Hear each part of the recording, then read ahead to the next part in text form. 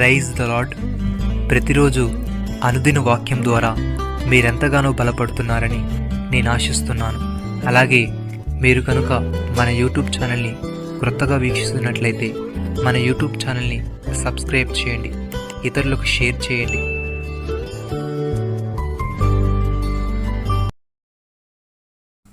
అన్నిటి యందు ఎల్లప్పుడూ మీలో మీరు సర్వ సమృద్ధి గలవారై ఉత్తమమైన ప్రతి కార్యము చేయుటకు దేవుడు మీ ఎడల సమస్త విధములైన కృపను విస్తరింపజేయగలడు.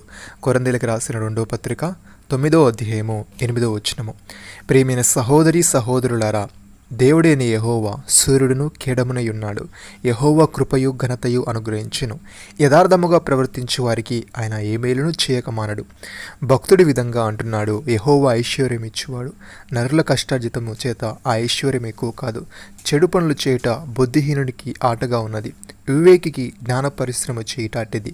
భక్తిహీనుడు దేనికి భయపడునో అదే వాని మీదికి వచ్చును. నీతిమంతులు ఆశించినది వారికి దొరుకును. సహోదరి సహోదరులారా, నీతిమంతుల కోరిక ఉత్తమమైనది, భక్తిహీనుల ఆశ అహంకారయుక్తమైనది. వెదజల్లి అభివృద్ధి పొందువారు కలరు, తగిన దానికన్నా తక్కువ ఇచ్చి లేమికి వచ్చువారు కలరు. ఔదార్యము గలవారు పుష్టి నొందుదురు, నీళ్లు పోయి వారికి నీళ్లు పోయబడును. కీర్తనకారుడి విధంగా అంటున్నాడు, బ్రతుకుగోరువాడు ఎవడైనా ఉన్నాడా? మేలు నొందుచు అనేక దినములు బ్రతుకుగోరువాడు ఎవడైనా ఉన్నాడా? చెడ్డ మాటలు పలుకకుండా నీ నాలుకను, కపటమైన మాటలు పలుకకుండా నీ పెదవులను కాచుకునము. కీడు చేయట మాని మేలు చేయము, సమాధానం వెదికి దాన్ని వెంటాడము.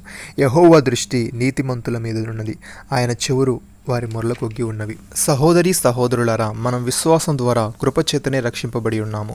ఇది మన వలన కలిగింది కాదు, దేవుని వరమే. అది క్రియల వలన కలిగింది కాదు కనుక ఎవడునూ అతిశయపడ వీలులేదు. మరియు వాటి యందు మనం నడుచుకున్న వలనని దేవుడు ముందుగా సిద్ధపరిచిన సత్క్రియలు చేటకై మనము క్రీస్తు యేసునందు సృష్టింపబడిన వారమై ఆయన చేసిన పని అయి ఉన్నాము. పేతురు విధంగా అంటున్నాడు, దేవుని నానా విధములైన కృప విషయమై మంచి గృహ నిర్వాహకులై ఉండి ఒక్కొక్కడు కృపావరం పొందిన కొలది ఒకనికొకడు ఉపచారం చేయుడి. ఒకడు బోధించినలా దైవోక్తులకు బోధించినట్లు బోధింపవలను. ఒకడు ఉపచారం చేసినలా దేవుడు అనుగ్రహించే సామర్థ్యం నుండి చేయవలను. ఇందువలన దేవుడు అన్నిటిలోనూ యేసుక్రీస్తు ద్వారా మహిమపరచబడును. యుగ యుగములు మహిమయు ప్రభావములు ఆయనకుండునుగాక.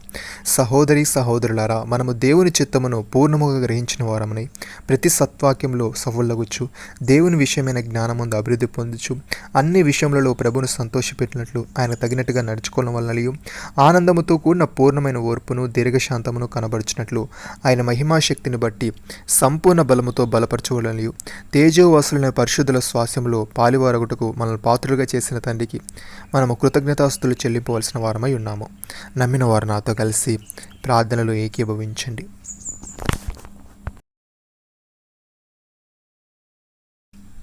మమ్మల్ని మికిలిగా ప్రేమిస్తున్న మా ప్రియ పరలోకపు తండ్రి, మీరు మాకిచ్చిన ఆత్మ సంబంధమైన ప్రతి ఒక్క ఆశీర్వాదాన్ని బట్టి మీకు స్తోత్రములు తండ్రి.